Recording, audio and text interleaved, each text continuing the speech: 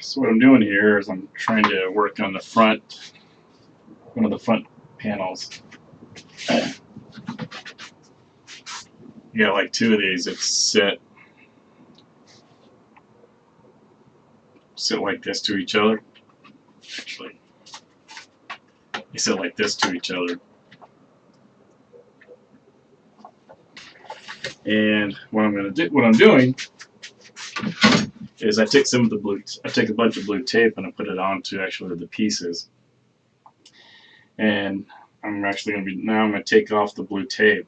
What I'm doing is I want to get a texture. I grabbed some of this stuff that was over at a hobby store, and this is what they use when you do like models, when you're doing like the miniature railroads and stuff like that, and like the army tank scene stuff, where you want to have, let's say, like miniatures on there, and it looks like it's dirt or it's rock and stuff like that.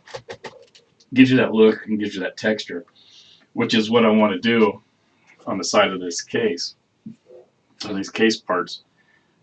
So what I've done is I took the blue tape, I put it around the whole front of it, and now I'm cutting off certain areas and peeling that off. What I'm going to do with that is use that as templates. So here's one side that I've already cut. And I will be laying that down on here.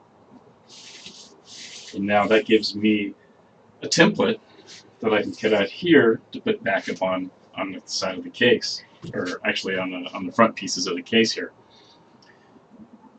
It's a lot easier than just trying to guess. So I'm going to be trying to take this piece off.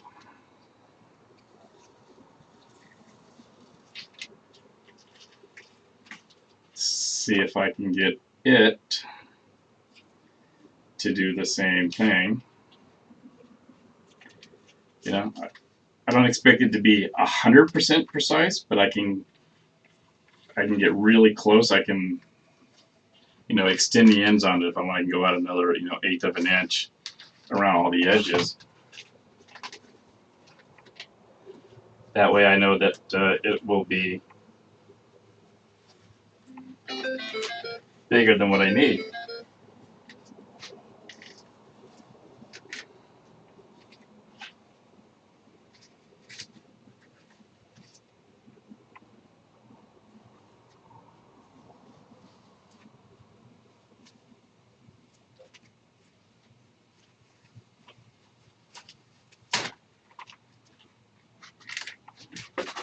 So I just took it off of here.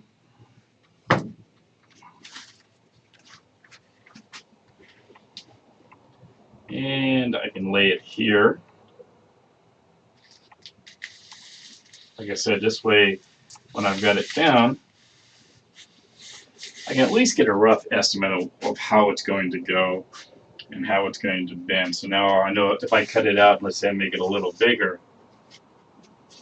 at least know that if I take the front piece here and lay it out, that when I start bending it down, it's going to curve and it's going to give me this angle. That's what this part here will be. So if you think about this coming up and being here, so when you start laying it down, it'll start doing the angle instead of trying to lay it down, flatten it around, trying to figure it all out. It will already help me get that edge that I need.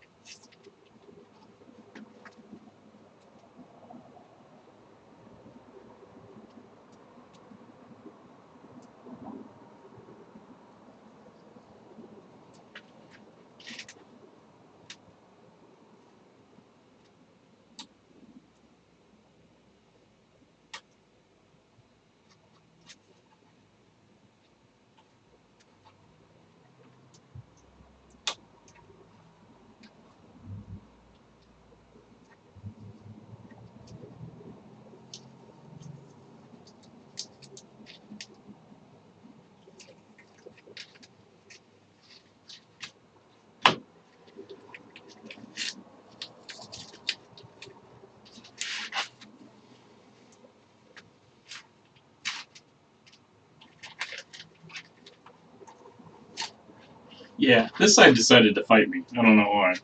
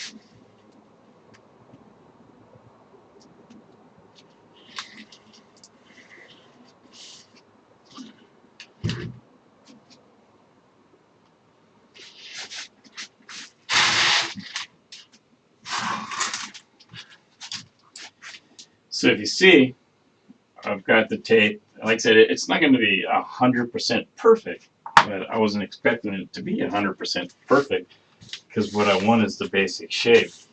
So now I know if I go and let's say, I make this, let's say, a quarter of an inch bigger, I'm going to have that extra gap that I need because that's the reason there's a little tab here that comes out. Like on the front side, it actually comes down quite a bit. Come down, so probably about a quarter of an inch.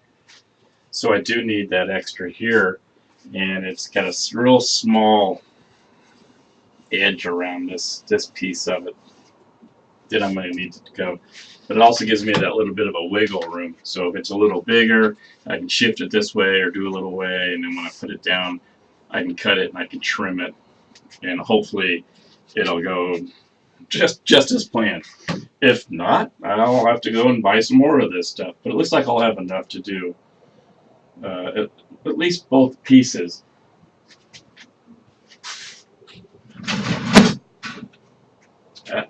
Sorry, 3 pieces.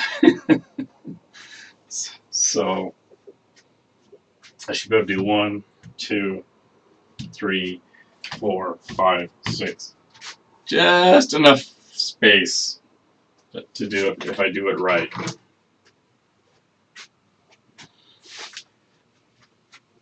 These pieces are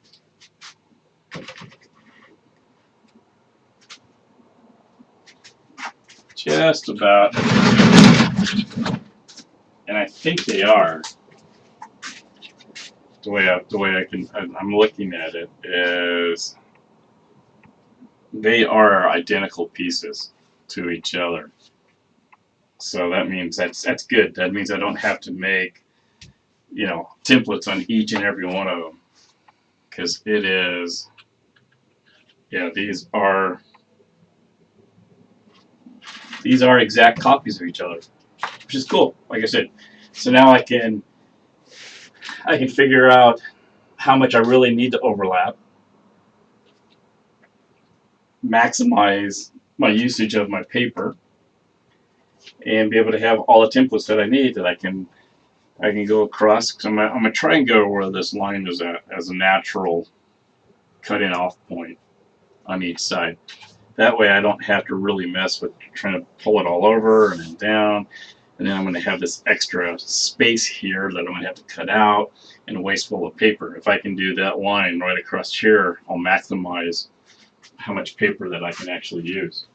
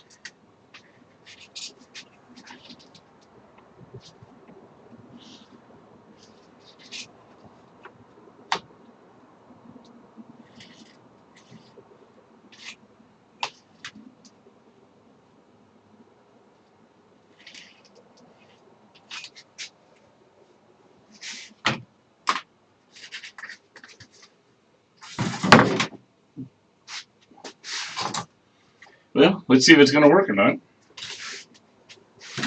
I'll take that. I'm going to cut out that first one and see how it goes.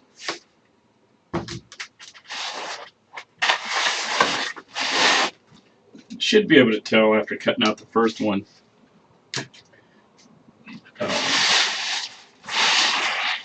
Cutting out the first one, we take it and then kind of lay it on top of the other piece and see if it kind of bends around. Like I said, I'm not looking to be perfect, looking at I'm going to form it.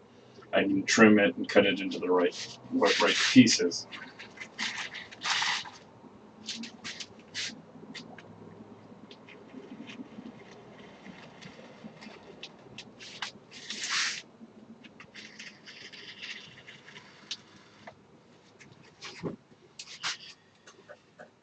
Okay, so take that, and like I was saying, see, I can lay it on top of there, like that. That's going to be just right.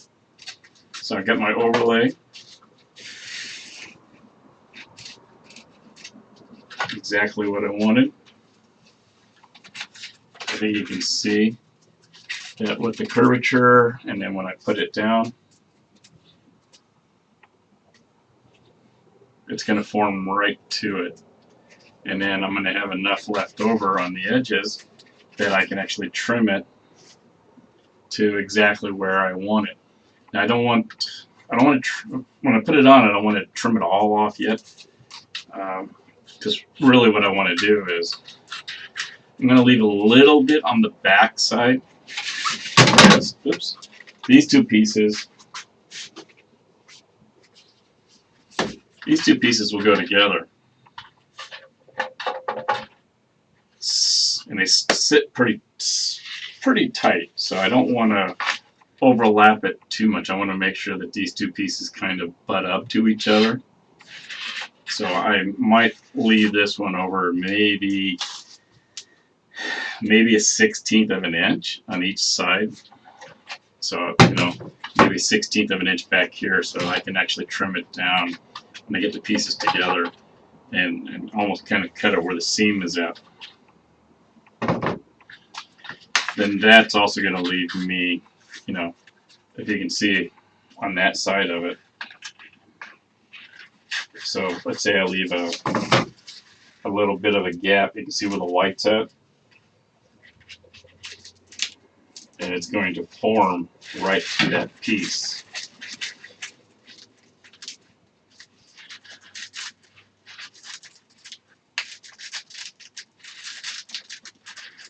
Come on. So just like that, it's going to form right to that piece. It's going to give me some extra on the front, which is perfect. Little tiny a seam as I possibly can at that point. But I do like that. So I think I'm going to go ahead. I'm going to take this, use this as a template for the other ones, and cut out my other 3, and then 2 more. Which, let me see, I got 2 more, and then I'm going to need another couple more. After that, I need a total of 6 of these pieces.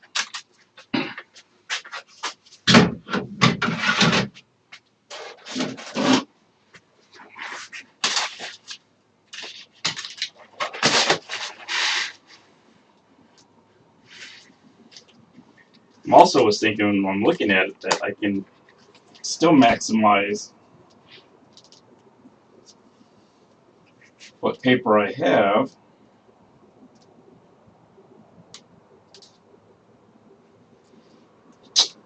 That. So these sections, some of these sections I might be able to use these other pieces. So I got some other, I can use that, and I also get some other smaller pieces that I know I'm going to have to use some filler pieces. But I should have plenty of this left over from what I can tell.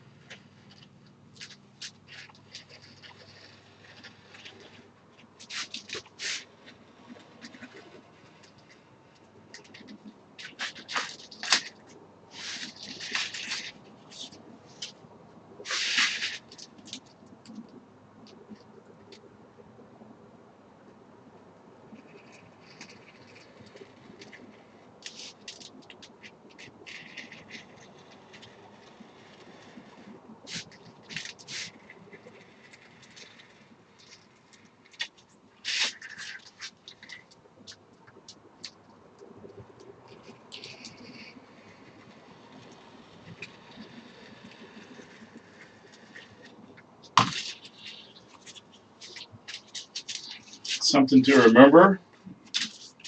Always save your scrap pieces too. I always save this stuff, especially the bigger scrap pieces. You never know when you might need it for either this particular project or you'd be working on another project. And you'll go, oh man, if I just had, and sometimes you need just a little piece or some different idea. So I usually take this stuff and I'll put it into a baggie, like a quart baggie or something. And that way I can just stuff it away into my shelving that I have. I got all kinds of spare parts, and you've been working on something, you're like, man, if I had something that's, yep, I got it. Go look through my parts, there I have it. Sometimes it'll also, looking through just the drawers and like looking through my shelving, I'll find something and it'll spark an idea of how to mod something or how to change something, because it's like maybe I'll have an idea of like, oh, I want to do a particular handle or I want to do a particular piece or whatnot, and then actually find something else and go, you know what, this is a lot better, which sparks another idea, which sparks another idea. So there's always somewhere where you can get some kind of inspiration about something. So I'm going to stick this to the side.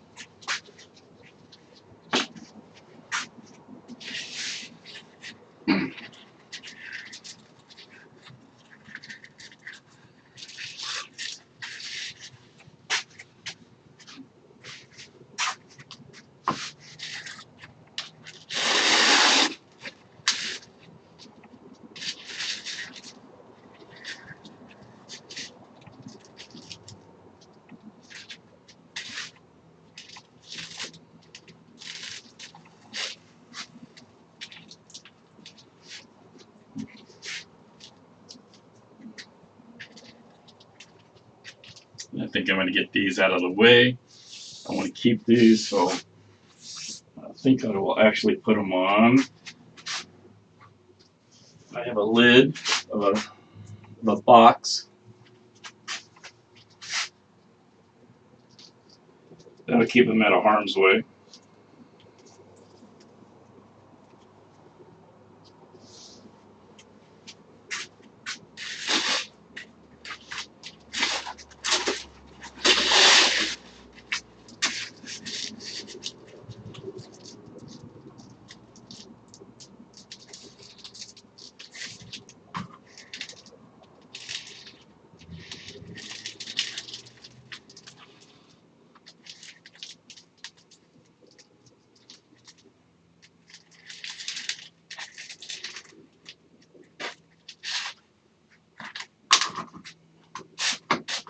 Oops, missed a piece.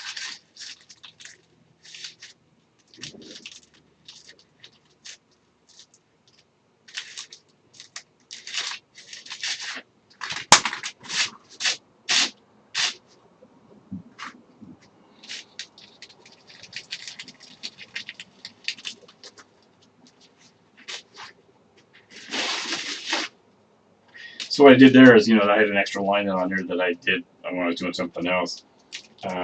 Always remember to scratch out any lines that you won't be using.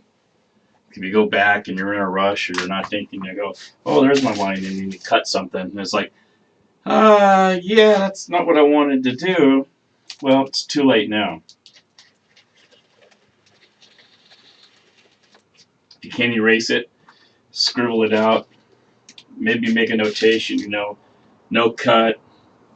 Sometimes I'll even make a note saying, like, cut this side, or, make some lines all the way through going like, this is where I want to cut it.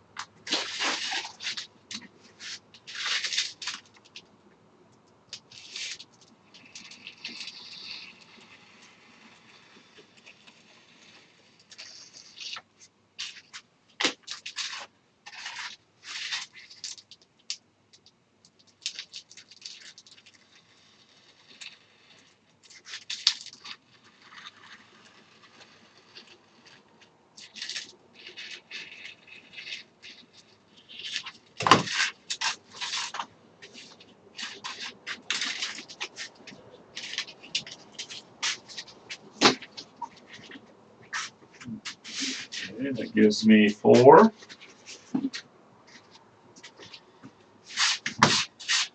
Two more.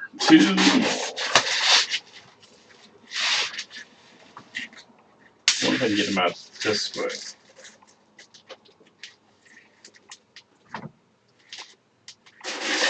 And nope.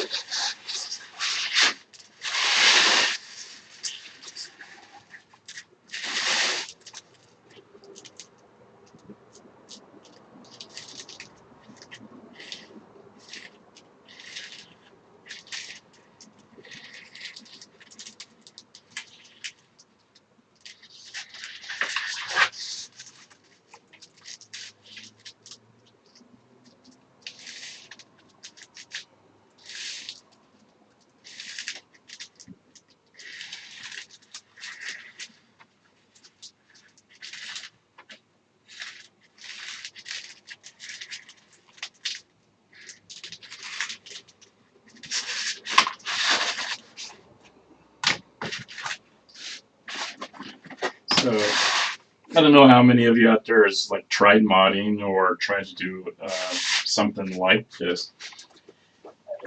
You know, it's pretty fun. It's just another way. It's just another hobby. Just like, you know, people use glue guns and do, you know, make items out of yarn or make stuff out of popsicle sticks, or, you know, do the wood carving stuff or the wood burnings. It's all just, again, it's a way of relaxing. I mean, I like doing this because I actually like working with my hands. What I did on my normal job for a very, very long time.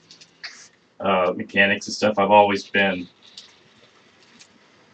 pretty artistic of the stuff that I do and what I like to do. And getting into case modding was a chance for me to continue kind of another aspect that I liked. When I was younger, I was into motorcycles and raced motocross for quite a long time. Then got a little older. Well, actually, I got into an accident, got hurt. Only broke my leg in like 3 places. But, you know, I went after that healing, I went right back at it. But, you know, started getting a little older, and it was like, yeah, it's time probably to think about something else. And actually got married, had kids, went into to cars. But, you know, as life goes, other things become more important. Cars are quite expensive to keep going. So is the family, so I decided to keep the family instead of the cars. So that's what I did. And I kind of lost a little bit of it. You know, I wasn't doing all the hot rodding and all that other stuff for a while. And I missed it. So then I started getting into computers because it wasn't quite as expensive, and it kind of filled up my idle time. That's how I got into this, and then I found out, well, hey, you know, I could do this in computer cases. You know, take that modding aspect of cars and put it into computers, because where we painted them or we made different parts for them and made things look different. And I found that I could do that, and I had the time and the space.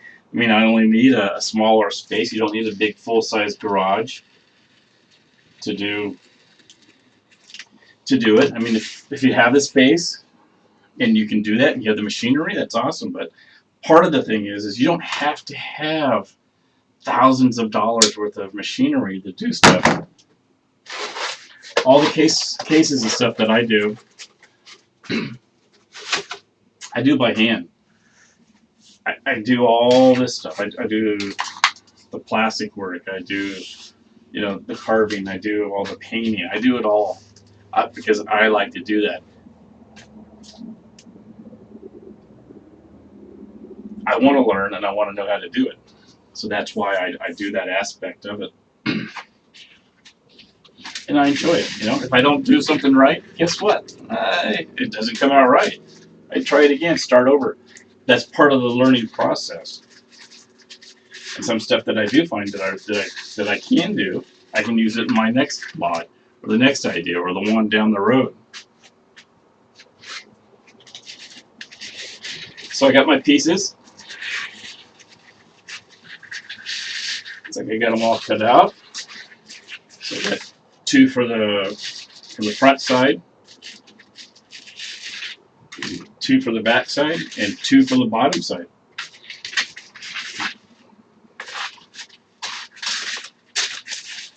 I think what I'm going to do is make sure that these are going to go on. I'll probably try one, see how it works out first before I go and I cut the longer strips out, because gosh, I'd hate to cut all the longer strips out because I'm going to need 6 of those too, and then come up to find out, oops, the first one that I used of these I screwed up and I need another piece. I'd rather have a larger section left so I can cut bigger pieces out than having to not have any that I can use.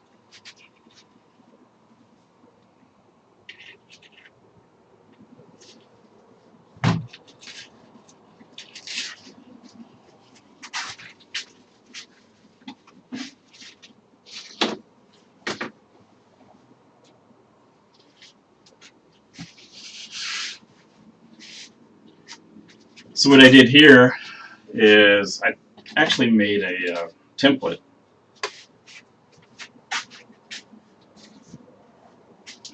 of the side piece. I didn't know if I was going to need it or not, but I figured if I'm going to be working on a piece or trying to design a piece, I'd rather work on this than work on this, as this is the only piece that I have.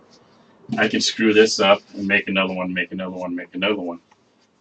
But it does turn out that this piece, as you can see, it's 3 triangles, and that I can sit it there, and that piece, and that piece. So if I wanted to make something to this shape, I can. The same thing was with the blue tape. What I did is I took the blue tape, just like I did before. I laid it out here, made sure I put it on there, and then I cut it to the shape it was, took it off, put it onto some poster board. This is that foam poster board. It's really the thin stuff. This is probably the 1/8 inch thick stuff, but it's pretty solid. It's good stuff to work with. Makes great templates. Use it for a lot of different other things. So I did that. I took it. I wanted to make sure that I could bend it. I just kind of looked and saw. You can kind of see that right here is where the curve is. So I just kind of took a pencil and marked it where that curve started at. Then I took a razor blade and just made a whole bunch of marks in there. I didn't care if it was straight or not, if the razor cut or straight or not. But what I wanted is I wanted it to be able to be flexible. So you just go through and you cut the top layer and a little bit of the foam. And once you do that, you can start bending it. I did it on both sides. So if I really wanted to, I could put something on the back side, or I could make another piece and make it so it's rigid, so it's always that bend. But it's pretty much the way I want it, so I can do that. I can use this piece flat, so if I want to transfer to another piece, I can lay it flat. And then I can transfer out that pattern to that. Or I can set it down and go, okay, well, it's going to curve, and when I want to put something onto the side of it, how's it going to make that transition? Because like I said, I only got the side panels that came with this. Not real easy to go out and just grab one of these somewhere.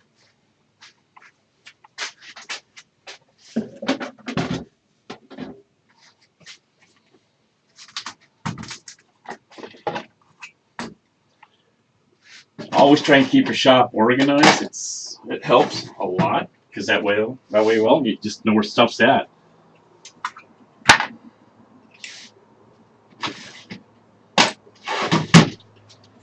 got plenty of different items that I use. I got lots of different size rulers. You got the squares and triangles. Got the compass. I've got all kinds of stuff that I use, even for circles. I got patterns for different size circles.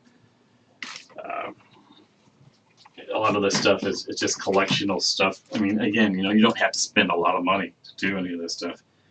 I think I got this for, I don't know, $4. Probably get it even cheaper somewhere else. if you're gonna do a lot of cutting, like with blades and stuff, like I just did, one of those cutting mats, like you see with the a lot of people use when they do like scrapbooking and stuff like that. They use that. You can see it's pretty wore out right now. I've got paint and stuff all over it, but it's great. It's already got the measurements of 1 inch in there if I need to use that. Makes a good surface. I can clean it off real quick. Makes the cutting. Also, the other thing is that if you're working on something in screws, you can lay a small screw in there. It's going to show up. Darker stuff, it's going to show up on there. You won't be likely to lose smaller screws.